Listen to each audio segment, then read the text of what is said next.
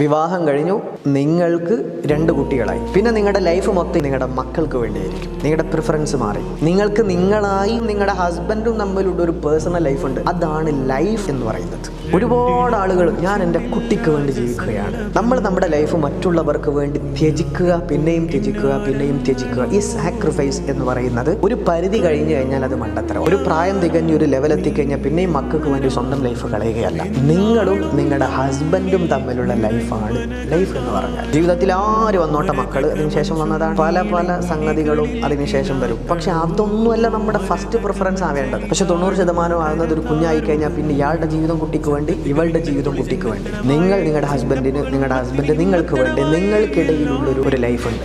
ആ ലൈഫ് നിങ്ങൾ ആവോളം ആസ്വദിച്ചെങ്കിൽ മാത്രമേ പ്രായാധിക്യമാകുമൊന്ന് തിരിഞ്ഞു നോക്കുമ്പോൾ നിങ്ങൾക്കൊന്ന് നെടുവീർപ്പോടെ ഒന്ന് സന്തോഷത്തോടു കൂടി ഇരിക്കാൻ സാധിക്കുകയുള്ളൂ.